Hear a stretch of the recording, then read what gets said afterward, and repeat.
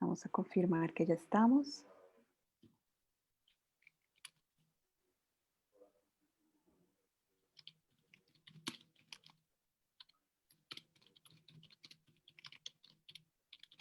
Sí, ya estamos. ¿Cómo están? Muy buenos días. Buenos días a las personas que se van sumando en este encuentro. Eh, Bienvenidas a las personas que se están conectando a nuestro live de hoy. Hoy estamos explorando un nuevo horario para que más personas puedan conectarse. Entonces estamos viendo, vamos a ver si las personas que se van sumando, nos van diciendo desde dónde nos ven y nos escuchan. Muchísimas gracias por estar aquí. Soy Ami Johanna Hoyos.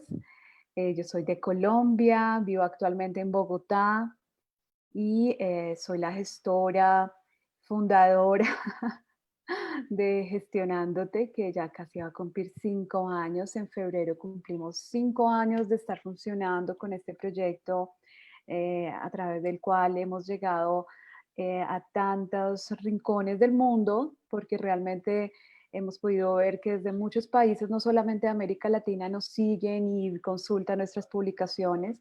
Entonces, muchas gracias por estar, por hacer parte de este proyecto.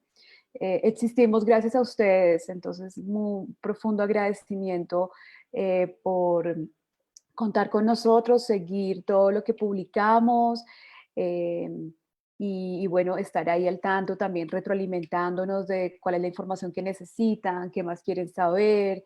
Entonces, hoy, pues como hemos venido creciendo y este año decidimos eh, volver a algo que habíamos empezado a hacer hace unos años, que era contactar a expertos sobre diferentes temas relacionados con el sector social de América Latina. Entonces, este año, aprovechando la coyuntura, nosotros, pues ya saben, buscamos lo positivo siempre y la oportunidad detrás de todos los retos y experiencias que se nos presentan.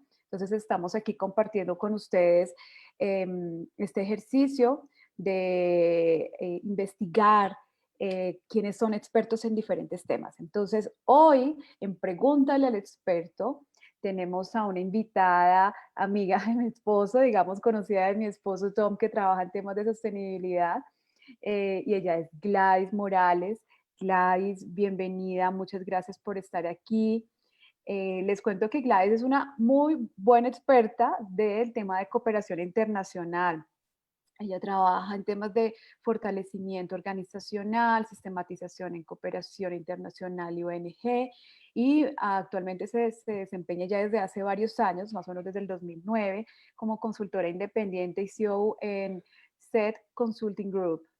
Tiene oficinas de manera independiente y bueno, en los últimos 20 años se ha dedicado a trabajar en procesos de planificación, de monitoreo, evaluación e investigación de proyectos de desarrollo. Ha trabajado para diferentes organizaciones, haciendo consultorías también en muchas organizaciones a nivel internacional.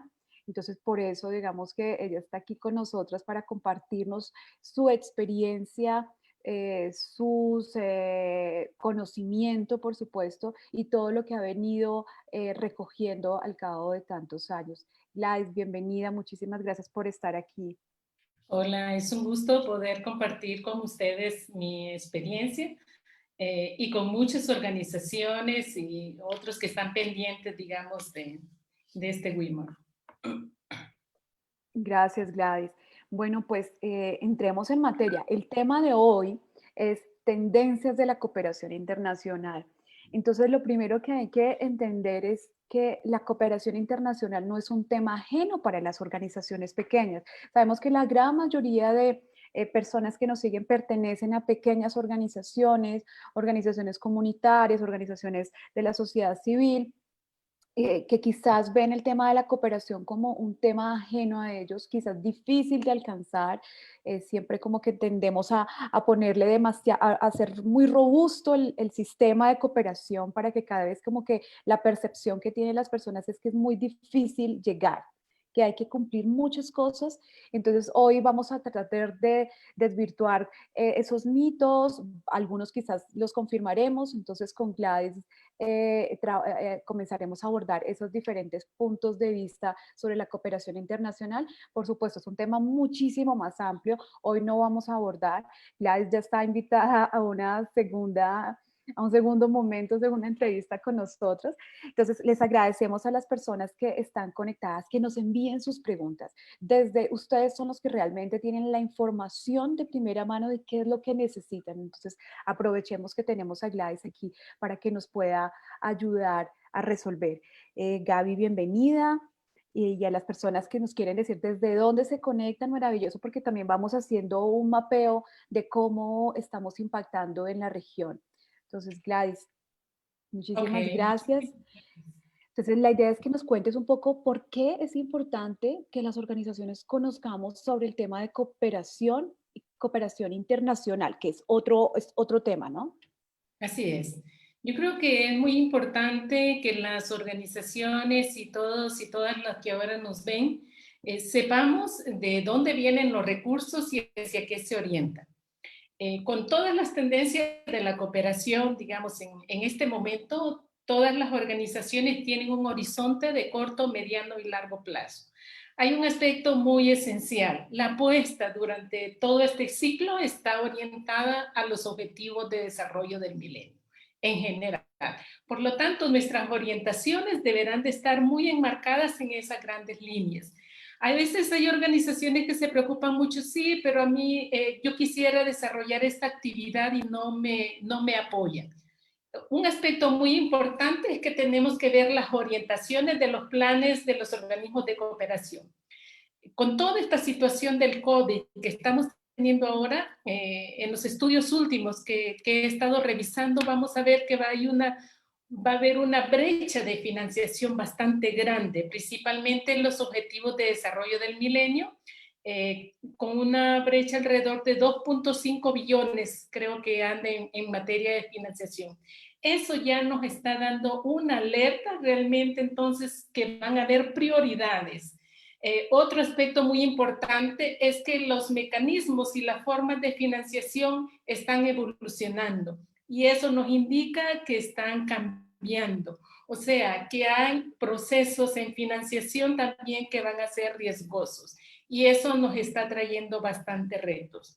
Sin duda, la COVID en toda América Latina, vamos a hacer un énfasis en América Latina, según las proyecciones de la ONU, nos está empujando a que 138 millones de personas pasen a pobreza alrededor del 2030. Y eso entonces ya es preocupante. De manera global, si miramos en este momento a un estudio que estuve accediendo recientemente entre el 19 de enero al 18 de octubre de este año, a nivel mundial, en este momento hay 441 iniciativas que son apoyadas y esto tiene un monto asignado alrededor de 110.030 millones de dólares. ¿Qué eso significa? Alrededor de un 82.82%, digamos, de los países en las regiones están asignándoseles este fondo. Algo que me está llamando la atención y con mucha tendencia son las iniciativas multirregionales. ¿Eso qué nos indica? Que ya los donantes grandes no están tomando organizaciones específicas, sino que regiones. Y en regiones pueden haber asocios, que esa es otra tendencia que vamos a analizar. O sea, la necesidad del asocio que se está empujando ha crecido en un 17.2% a nivel mundial. Pero bueno, nos interesa América Latina. En América Latina, en este periodo, tenemos en este momento 33 iniciativas con 12.424.93 millones de dólares. Vale la pena considerar que entre los países que han logrado movilización mayor, digamos, en recursos en el marco de la pandemia ha sido Brasil, y el otro ha sido Perú, que tienen montos que sobrepasan, digamos, En el caso de Brasil está alrededor de 27.986.45 millones de dólares, y solo Perú tiene 12.720.55 millones. Entonces, importante saber, digamos, en el marco de estos recursos, dónde está. Un tema para mí crucial, digamos, de las donaciones, sí me gustaría compartir ahora pantalla para mostrar un mapa rápidamente. Vale, Si me ya ayudas, te por favor. hago usuario. Gracias. Vale, claro que sí. Vamos a dar la Okay. bienvenida a las personas que se van sumando y para contarles que estamos hablando de tendencias de la cooperación internacional y por qué este tema es importante para organizaciones sociales de la región, por qué estamos hablando nosotros en este espacio de cooperación.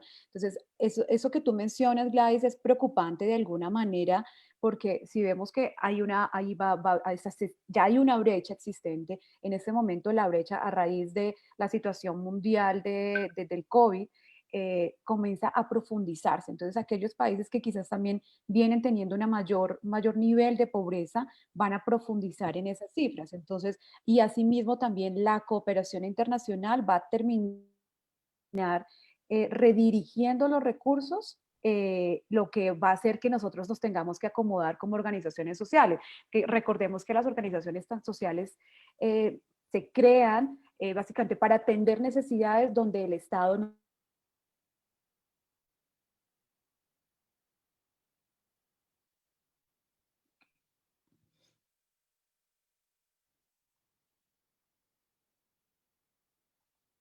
Parece que se nos ha cortado la comunicación a mí.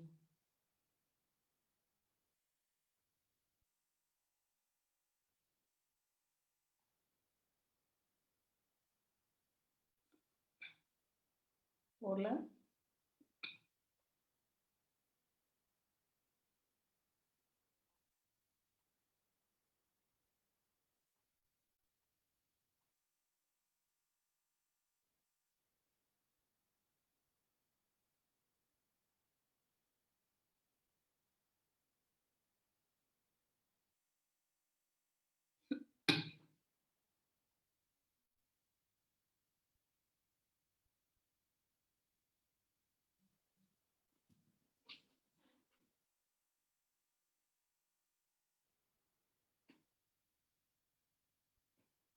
Okay.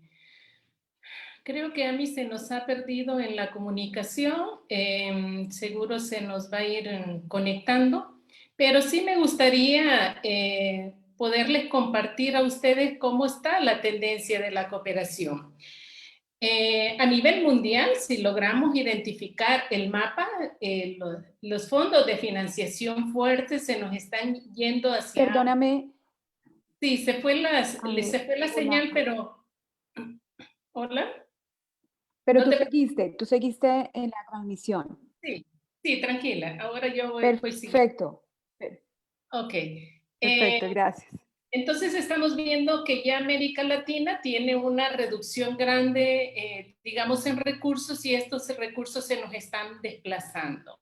Si hacemos un análisis rápidamente solo de América Latina, digamos, desde México hasta llegar a Argentina, en este momento, según, digamos, las tendencias del 2020, entre el 19 de enero al 18 de octubre, estamos viendo que los fondos se están redirigiendo a un tema de reactivación económica. Esta por las consecuencias que la COVID, digamos, ha generado en atender una respuesta a poblaciones vulnerables, en dar respuesta inmediata. Otro aspecto clave ha sido fortalecer los sistemas de salud. Todo el tema de confinamiento nos ha llevado a un tema de violencia dentro de los hogares, se está retomando el tema de género desde este tipo de atenciones. Hay otra cierta cantidad, hasta pymes, equipamiento, se hace énfasis en turismo, seguridad alimentaria, hasta lo que sería ambiente. Si damos prioridad, digamos, ¿dónde están esos recursos? Estamos viendo que están en el marco de una respuesta a la pandemia, que ese es un tema bastante crucial. Ahora es importante que podamos entender los donantes, ¿ya? Entonces, los donantes están clasificados entre las cooperaciones bilaterales, gubernamentales, multilaterales. Hay ONGs que muy poco en América Latina financian. Hay fondos de filantropía del sector privado como tal y otros que le vamos a incluir ahí premios u otras donaciones independientes. Cuando hablamos de filantropía, específicamente hacemos énfasis en fondos de las fundaciones que surgen en el marco, digamos, de las empresas, que ahí hay otro nicho muy interesante. Es muy importante saber también que, digamos, a nivel mundial, ¿dónde está el dinero? Aquí es, la lámina es muy reciente, ahí está la plata. Ahora, ese dinero viene como en escalonada. Ese es un punto muy importante saber quiénes pueden tener acceso a este tipo de financiamiento, y lo hice de una manera como bastante sencilla. Hay fondos que son bastante grandes y si miramos la tendencia donde se están ubicando ahora, estos fondos buscan algunos perfiles, digamos, de quienes pueden captar estos recursos. Pero también ellos tienen diferentes instrumentos. Lógicamente, si yo quiero tener como más recursos, se aplica un instrumento totalmente diferente. Digamos que quiero acceder a recursos de la Unión Europea. Entonces ahí están los fondos de Euroid. Pero, ¿qué significa dentro de este marco? Hay infinidad de instrumentos, o sea, hay convocatorias mundiales, hay convocatorias nacionales y hay convocatorias regionales, y cada una tiene montos límite. Por supuesto que en este caso yo tendría que revisarme como organización cómo está mi capacidad. Le doy un ejemplo. Si soy una organización que maneja fondos no mayores a $150,000, digamos, en proyecto máximo, no puedo aspirar o no puedo crear a poder capturar un fondo de $500,000, ¿ya? Porque cuando me hagan la primera evaluación para ver mi capacidad de manejo de recursos, quizás podré pasar algunos ítems que son claves en los procesos de evaluación, pero seguramente no podré pasar a otros.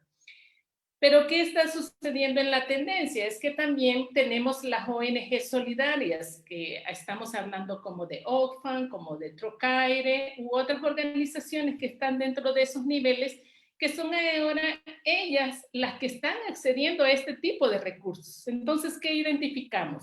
Que tenemos organizaciones como muy bien estructuradas, con perfiles, digamos, hasta con niveles de certificación alto, que tienen sistemas de monitoreo muy bien establecidos, que tienen sistemas contables y sistemas de seguridad como bastante altos en niveles, por supuesto, y han manejado recursos en sus organizaciones y tienen historiales de manejo de recursos de bolsas grandes para manejar, por ejemplo, le puedo decir un organismo de cooperación como IVOS que puede aplicar a un fondo para América Latina, automáticamente al donante mayor le sale mejor otorgar esta financiación porque en términos de costo se reducen para ellos. Y luego viene en cascada.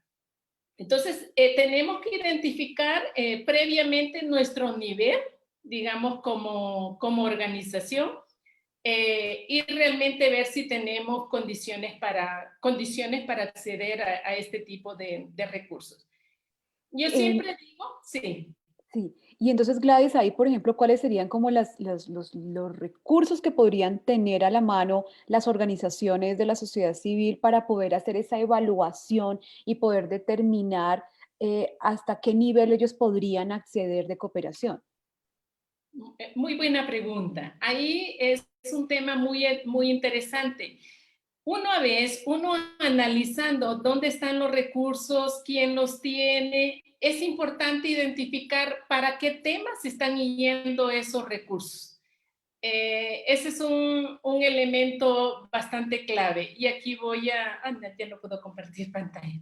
Les quería compartir pantalla para mostrarles qué datos, ok.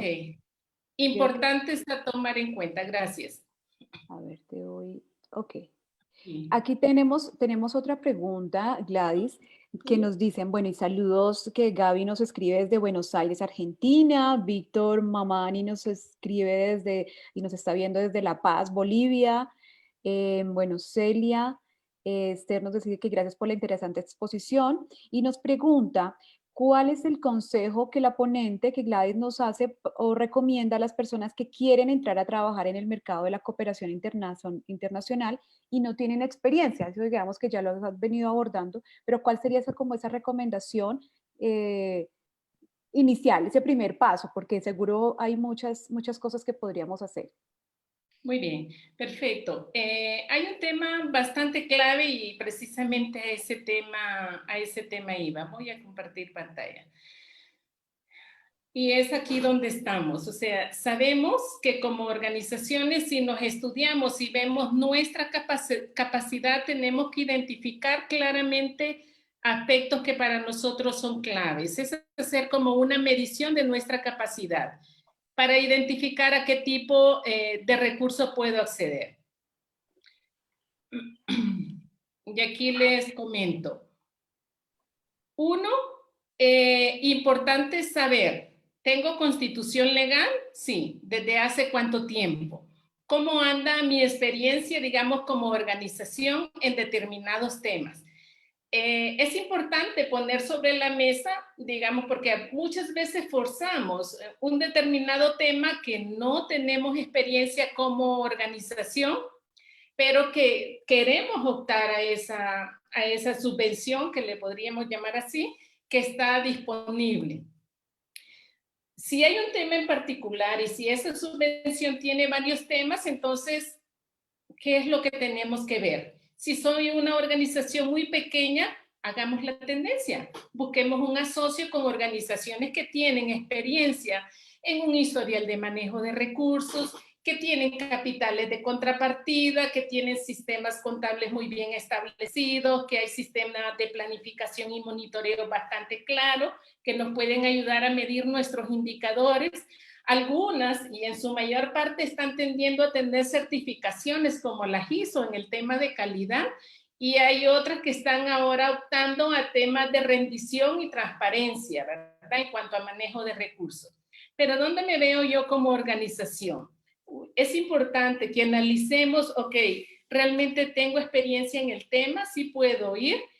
¿Con quién me podría asociar? Porque igual puedo acceder a recursos con un organismo en asocio, aunque no tenga condición legal, porque yo le puedo dar a él la administración de esos recursos. Entonces, es importante que lo sepamos porque ya en la parte técnica yo puedo demostrar que tengo experiencia y que lo puedo implementar. Pero a la par de eso hay elementos claves. Yo aconsejo muchísimo, o sea, siempre pensamos, ya la tendencia nos dice, los recursos se nos están yendo. Siempre pensamos en que cómo nos vamos a sostener en el mediano y largo plazo. Digamos que ahora como organización tengo 2, 3 proyectos, perfecto. Pero entonces viene, ajá, ¿y qué va a pasar cuando el proyecto se termine? ¿De dónde vamos a pagar los servicios esenciales de nuestra organización? ¿O de dónde vamos a pagar los alquileres u otras obligaciones fiscales que tenemos? Desde entrada yo aconsejo para que vayamos identificando en cada proyecto que plasmamos cómo vamos operativizando algunos mecanismos desde el marco de una estrategia institucional en tema de sostenibilidad, no solo técnica, sino que también financiera. Cuando hablo de sostenibilidad técnica, me refiero a cómo ese buen capital humano que tenemos, vamos a irlo manteniendo en el tiempo en la organización. Y en la parte financiera es asegurar salarios y asegurar costos permanentes que tiene la organización. Entonces es importante ver en esas oportunidades que planteamos cómo podemos encontrar nichos para crear pequeñas actividades de fortalecer temas claves que yo identifico en las organizaciones en América Latina. Uno es fortalecer la capacidad de gestión, o sea, ¿cómo gestiono? ¿Dónde está el recurso? o cómo me voy pegando a un donante inicialmente, porque he visto mucha experiencia en América Latina de organizaciones que comienzan con asocio, desarrollan toda una capacidad de diseño y de negociación hasta que logran ellos, digamos, dentro de sus términos, manejar recursos. Hay muchas limitaciones, pero las más claves que identifico en las organizaciones es aprender a leer la convocatoria que tengo y a escribir la propuesta, ¿ya? Porque la negociación en algunas podría entrarse en negociación, otras hacen una invitación directa, otras tengo que enviarlas en línea, es la modalidad es diferente. Pero sí es importante cómo interpreto yo esos términos de referencia y puedo escribir con claridad qué es lo que busco y qué es lo que voy a cambiar. ¿Ya? Esos son elementos como cruciales. Me tomé el tiempo de detenerme para ver cómo estaban los recursos. Esto ya en un mapa en América Latina, digamos, la tendencia se sigue dando. Pero aquí entonces, si soy una organización muy pequeña, si soy un organismo de cooperación con experiencia manejando desde 500 millones de dólares en adelante, sé dónde está el nicho de los recursos que busco. Pero importante saber que como la tendencia también de donde nacen estas organizaciones va en reducción de fondo, está provocando que todos y todas no lleguen a acuerdos muchas veces entre los países, sino que van en competencia. Eso es bueno y no es bueno.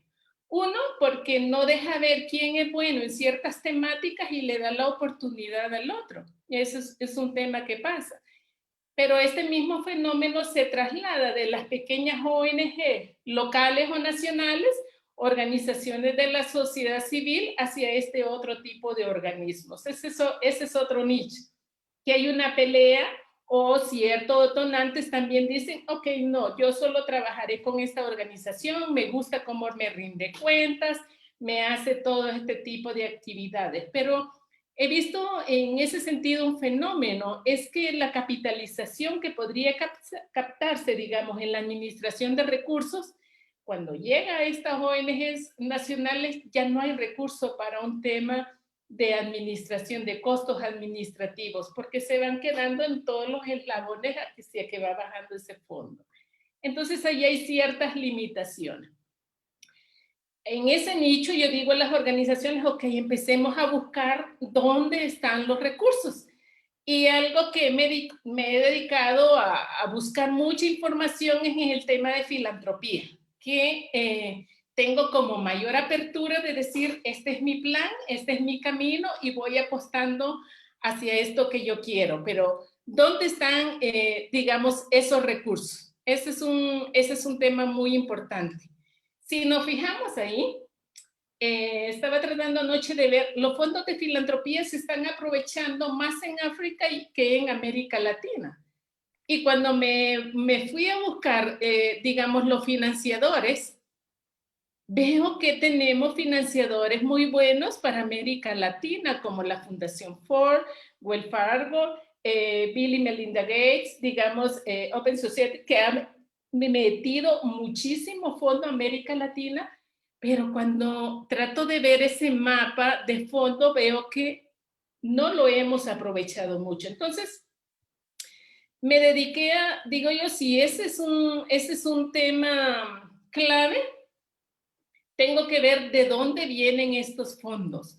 Entonces, los fondos vienen de individuos, de personas particulares y, digamos, estas iniciativas que son las fundaciones que nacen en el marco de grandes empresas, son las captadoras de esos recursos, ¿ya? Hay temas que me llamaron mucho la atención. El tema de financiación, digamos, para el tema de respuesta a desastres, en tema de ambiente, en tema de cultura, en tema de humanidades. Sin duda, revisando las tendencias, pero solo hice una tendencia entre 2016 al 2017, veo que hay un tema de donación caritativa que viene en crecimiento, que ese es un fondo al que yo pudiera acceder, digamos, como organización que puede ser que manejo entre 150,000 o 200,000 dólares promedios por año. ¿Ya? Entonces, hay fundaciones, digamos, de este tipo dentro de la parte filantrópica que llegan a otorgar cerca de $1,000,000. Eso para mí es bastante grande, por supuesto. Eso va en escalada. Primero necesito crear confianza con el donante. Luego que tengo confianza, entonces él me va pidiendo, vamos escalando de manera conjunta a este tipo de oportunidades. Si vemos las fundaciones, por ejemplo, ha aumentado el crecimiento en donaciones que ellos están haciendo, ya en un 3.5 con respecto al 2018, son datos hasta finales de diciembre del 2019. Gladys, eso nos indica que de alguna manera también las fundaciones en realidad, las grandes fundaciones que encontramos en el mundo son las que donan a pequeñas o si donan recursos a esas pequeñas fundaciones. Entonces también podríamos hacer una revisión de aquellas organizaciones, un mapeo, que bueno, a través de Gestionando te pueden encontrar muchas, de esas organizaciones a nivel del mundo que están dando recursos y no necesariamente tiene que venir la cooperación de organizaciones gubernamentales, ¿no? Porque a veces nos enfocamos en los gobiernos y quizás ahí el camino es mucho más difícil. De hecho, por ejemplo, en el caso de Colombia, tenemos una agencia de cooperación que es la que termina administrando de alguna manera o dirigiendo los recursos que llegan a través de esa cooperación. Así es. Y realmente muchas organizaciones terminan haciendo todo el trabajo al que se comprometen estas organizaciones, organismos bastante grandes. Y en recursos que puedan designar a capitalización realmente no queda, se va reduciendo en gran medida. Entonces, analizando esa tendencia, algo que me llamó la atención es dónde está esa plata, quiénes la tienen, y ahí se los dejo. Ya, luego la puedo compartir para que se pueda compartir vía correo a organizaciones que estén interesadas. ¿Dónde está ese dinero y quién lo tiene? Un tema muy importante es hacia dónde están dirigiendo, porque también tengo que saber que hay algunos temas que algunos tienen. Entonces vemos el tema de desarrollo económico como elementos bastante claves. Importante, bueno, ¿y cómo hago yo para acceder? Hay organismos de este tipo, fundaciones, que tienen su proceso bastante esclarecido. Tal como ustedes hacen, algunos o algunas tienen una convocatoria donde se aplica uno en línea, hace la propuesta y luego la envía. Tiene sus ventajas y desventajas, ¿ya? ¿En qué sentido? Yo recomiendo siempre ver todo el perfil de lo que la propuesta indica, escribirla previamente y luego montarla en la plataforma para dar una coherencia en esa escritura. Otros, digamos, hacen una invitación directa.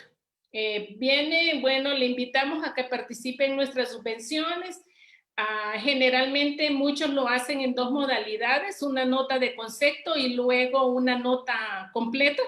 ¿Ya? Es muy común verlo porque hacen una limpieza para dar prioridad a aquellas notas de proyecto que empujan los objetivos que como fundaciones buscan. ¿Ya? Luego viene un proceso de formalización, de escribir un acuerdo o convenio, que son como elementos claves o cruciales. Algo muy importante que yo aconsejo mucho a las organizaciones es que cuando usted tiene una subvención y la gana, ejecútela bajo los acuerdos que ha suscrito. ¿Qué sucede? Y es común, lo he visto mucho en Centroamérica, que una vez ganada la subvención dice, pero tengo este gasto, también lo voy a hacer y tengo este otro gasto. No, esas se llaman malas prácticas y eso no es conveniente, digamos, en las organizaciones. Eso debe tener una autorización escrita por el donante precisamente para ejecutar. Siempre tener importante, digamos, partidas específicas por cada proyecto. No mezcle todos los recursos de todos los donantes. Esa es una práctica fatal. O sea, nunca le van a decir nada, sí, le van a decir, está todo bien, pero cuando usted quiera una segunda etapa o una segunda subvención en otro tema, le van a decir, fíjese que ya no tenemos recursos. Nunca le van a decir no, si no hay recursos. Y elementos claves es la documentación de lo que se hace en ese sentido. Pero volviendo a estudiar el mercado, hay un tema bastante clave que les quiero compartir. Es que a nivel de las que veo que hay un crecimiento también en las fundaciones, a donde quién es el que da ese recurso. Y aquí me fijé en algo muy interesante. Es un nicho que debemos de explotar muchísimo, y esto puede ser a través de campañas que podamos montar en línea o en asocios con las fundaciones o ver cómo se accede. Pero cuando yo hablo de una estrategia de sostenibilidad financiera, debo de crear como varios mecanismos que me van a sustentar cuando algunos fondos, digamos, puedan fallar, pero que como organización pueda yo responder en el tiempo. Me focalicé, digamos, en esta encuesta que recién se realizó en Estados Unidos con Millennials, que son los mayores donadores de recursos, y precisamente en donaciones mensuales. Es importante considerar las tecnologías, el uso de la tecnología en el desarrollo de estrategias de gestión de recursos, que el estudio lo habla claramente. ¿Ya? ¿Por dónde vienen esas donaciones que se hacen? ¿Ya? Entonces, el teléfono es uno de los dispositivos más usados en donaciones de quienes donan más recursos. ¿Qué me indica eso? Ok, que yo tengo que también pensar si puedo optar a recursos de financiación de una fundación. Pues tengo que tener información de la fundación antes de yo aplicar para saber qué es lo que busca, qué hace, pero también que puedo tener otro nicho que puede ser a través de donaciones o a nivel de campañas que como organización pueda tener y que pueda recaudar. Los datos son bien claros, o sea, si soy una organización muy pequeña o que aún no tengo legalización, digamos, para manejar recursos globales, yo recomendaría que se acuda a este nicho de mercado en captación de recursos. O sea, es ahí donde está. Y es de ese recurso que las fundaciones están usando todas sus estrategias para captarlo, precisamente para que pueda llegar a las regiones donde las fundaciones tienen presencia. Eso es como, me llamó la atención porque es la última tendencia, ¿verdad?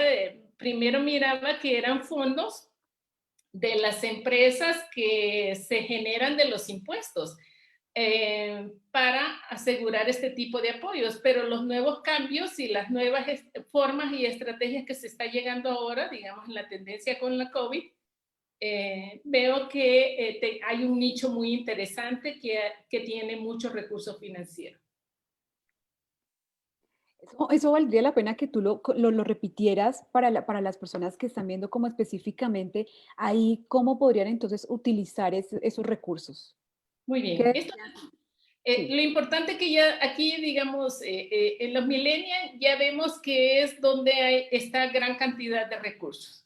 Importante entonces decir, ok, como organización yo debo de tener primero bien claro mi horizonte, mi plan de trabajo, qué es lo que busco, qué es lo que hago para lograr mi visión y mi visión como organización. Y dentro de ese nicho entonces establecerse como una estrategia digamos, de trabajo que me va a ayudar a que esos objetivos y ese mandato que tengo lo pueda cumplir. ¿Y qué significa esa estrategia? Que tengo que saber de dónde voy a sacar los recursos, que le llamamos una estrategia de sostenibilidad, para poderlo lograr. Entonces empiezo a ver muchos caminos. Ok, veo los millennials, demográficamente en donaciones son de los mejores en este estudio para Estados Unidos. ¿Qué es lo que busco? Ok, voy a desarrollar, ¿bajo qué instrumento voy a hacer captación de este recurso? ¿Será que voy a hacer la gestión de una campaña en línea? ¿Cuáles son los temas de interés? Porque también hay temas de interés para ellos. No es que son donadores por donar, sino que también hay temas de interés que a ellos les interesa aportar, ¿no? En temas de respuesta humanitaria veo que hay una prioridad bastante grande en temas de arte, de cultura, de humanidades. Si soy una organización pequeña, pensemos en una campaña de recolección de fondos que pudiera generarlo en línea. O sea, no requiero solo requiero la tecnología y el diseño de la campaña. Con el apoyo me puedo asociar, digamos, con una empresa que me ayude a diseñar la campaña con objetivos bastante claros de captación. Por otro lado, tengo que ver cómo voy a captar esos recursos, o sea, en qué cuenta bancaria voy a hacer esa asignación, cómo voy a hacer el manejo y la rendición de esos recursos, porque ese es otro tema bastante clave. O sea, es cierto, son recursos de donación, pero ¿qué voy a retribuir a esos que donan? O sea, es con información diciéndoles, señores, miren, los recursos que ustedes donan se están logrando estos cambios, hemos logrado el desarrollo de estas acciones. O sea, en impacto, ¿qué representa ahí? Ese es un tema como bastante clave.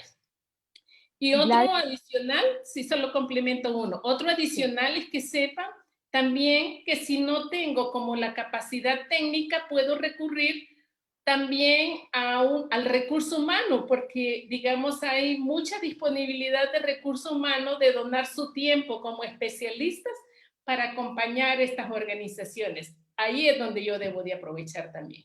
Sí, O sea, a eso se refiere el voluntariado, eso que mencionas, así es. cómo comenzamos a fortalecer el voluntariado dentro de nuestras organizaciones. Sin embargo, mira que yo he hablado con algunas organizaciones recientemente y ellos mencionan que se abstienen de contratar voluntarios y entre esos digamos que hay muchas razones. Una de las que me mencionan, por ejemplo, es que prefieren contratar mano de obra local, ¿sí? Si es un proyecto que está en una comunidad rural, prefieren contratar de mano de obra local para también dar trabajo. No tienen que suministrarle al voluntario quizás un lugar donde vivir, alimentación, entonces digamos que hay compensa. Y otra de las razones es porque sienten que necesitan darle bastantes cosas, que es una gana y gana. Entonces, consideran las organizaciones que no tienen mucho para dar, entonces sienten que de alguna manera un nivel de desequilibrio y por eso se abstienen de contratar voluntariados. Entonces creo que ahí es importante que cada quien, de acuerdo al contexto, a su tema, además hoy en día hay muchas modalidades de donar el tiempo y donar la experticia. Quizás hoy en día a través online mucha gente estaría dispuesta, por supuesto, a ceder algunas horas de su tiempo durante la semana para apoyar una causa. Entonces, ahí para que lo tengamos en cuenta. Muy ¿Sí? de acuerdo. Creo que la ejecución de los proyectos se debe de ejecutar desde la experiencia local, desde quienes viven, porque conocen la cultura, conocen la realidad propia, el contexto mismo, las condiciones. Son ellos quienes se pueden adaptar fácilmente y permite que un proyecto se acelere. Lo importante del voluntariado me llamó la atención y que quiero aclararlo, que hay voluntariado no contratado, es voluntariado directo.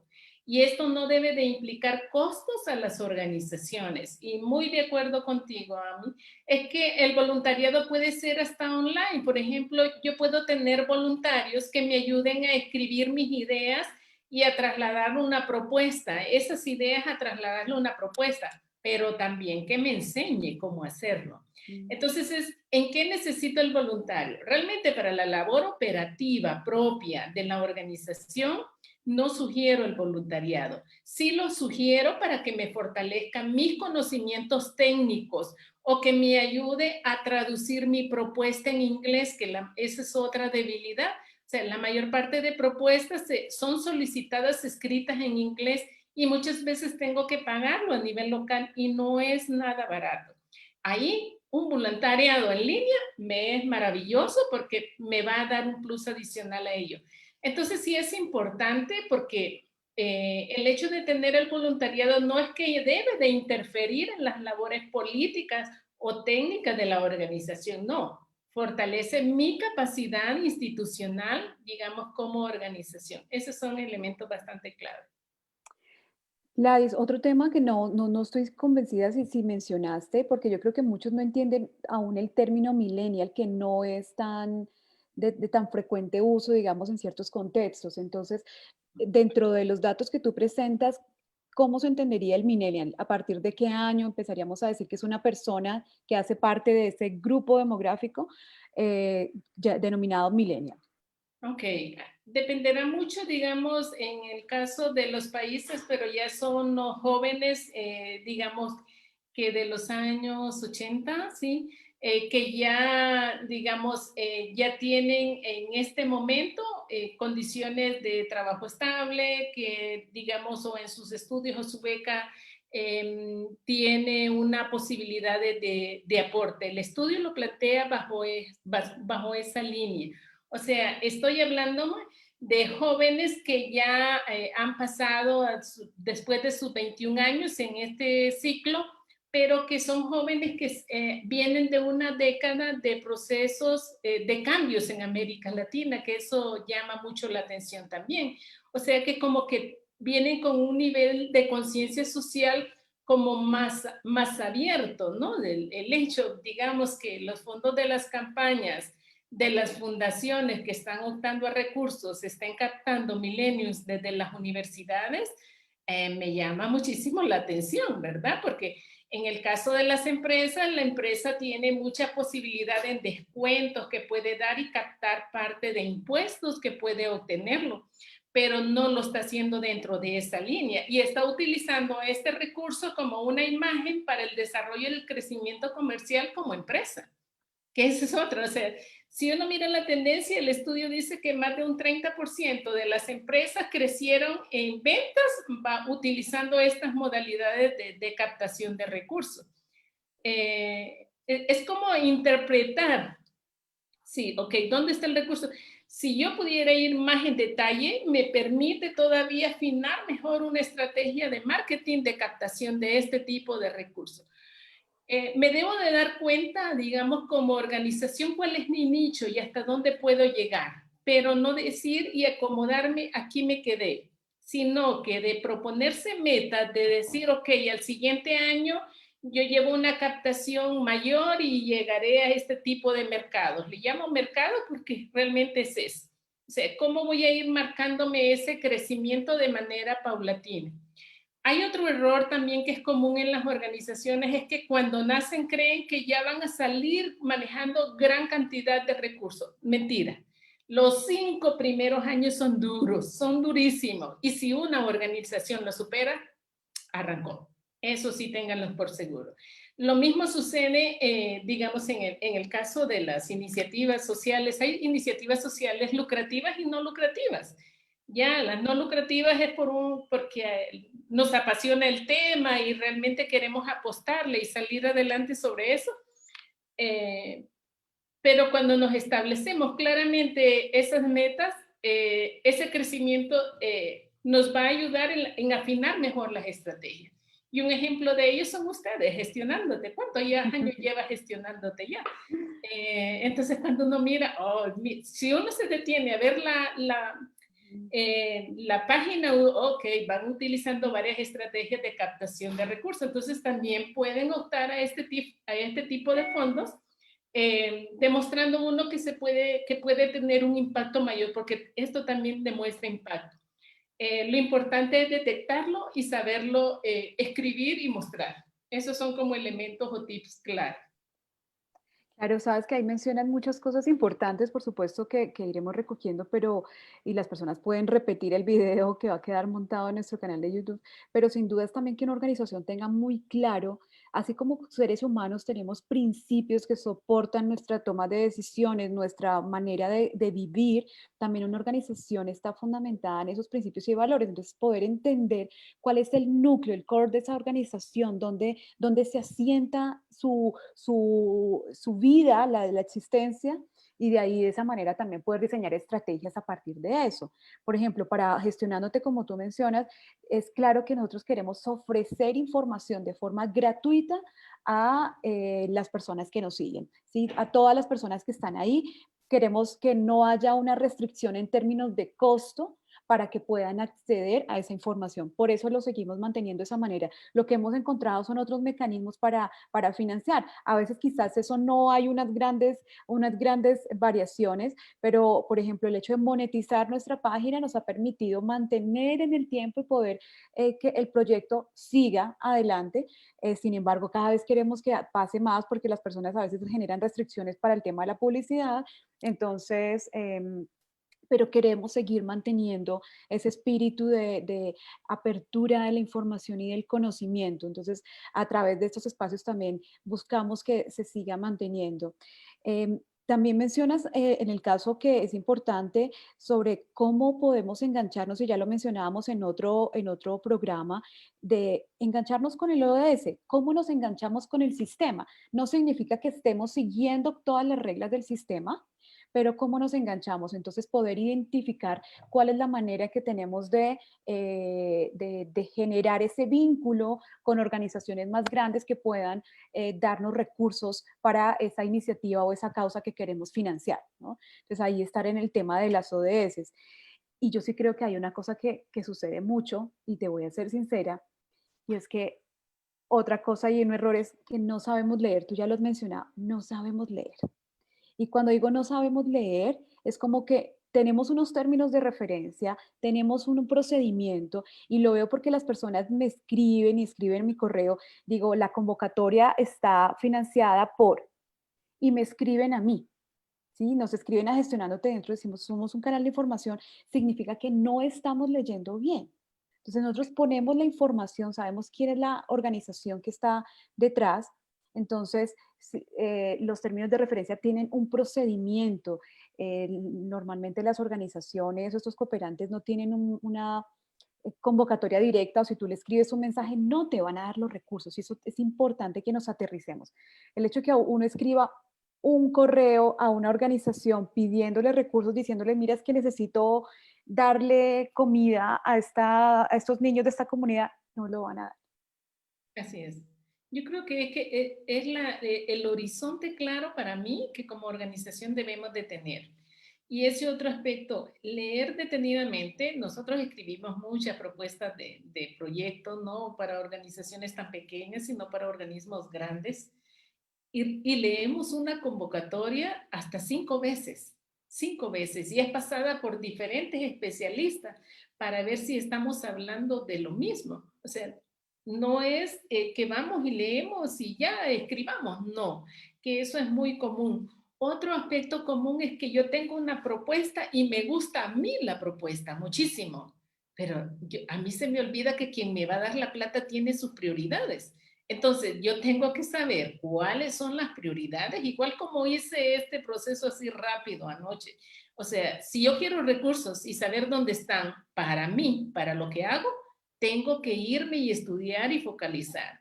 Y creo que ustedes como plataforma, porque sigo muchas plataformas en América Latina, en Europa también, son de las pocas plataformas que otorgan información gratuita, porque todas las plataformas, para nosotros tener información y estar actualizados en la tendencia, nosotros pagamos recursos y es muy caro.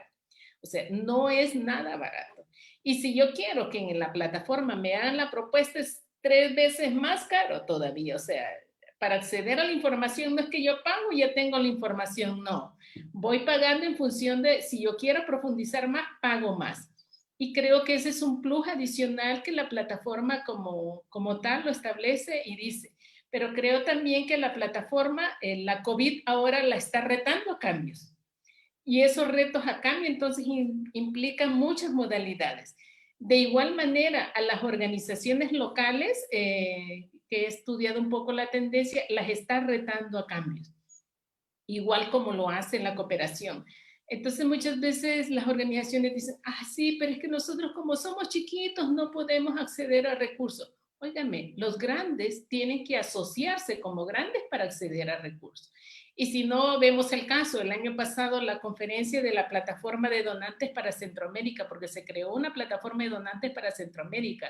todo el que estaba ahí aprendió cómo se hacen los negocios en cooperación. Así de sencillo, o sea, realmente estoy en los espacios que son esenciales para saber dónde están los recursos. Ese es otro punto muy clave. Si estudiamos un poco las tendencias, digamos, en el caso de Europa para acceder a los grandes millones que la Unión Europea tiene, también hay redes, o sea, no, hay plataformas nacionales y internacionales entre estos mismos organismos grandes.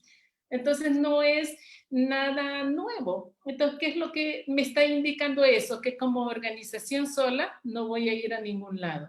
Entre más recursos quiera yo, tendré que estar vinculadas en plataformas, en redes, y tendré que ir en asocios con algunas iniciativas. Para empezar, yo digo una organización que está gestándose, asóciese con otra organización en temas que usted como organización es bueno y dice, no, miren, nosotros somos muy buenas o muy buenos en estos temas y vamos a apostar en este tema, ayúdennos, apóyennos para estos temas y los vamos a desarrollar bastante bien.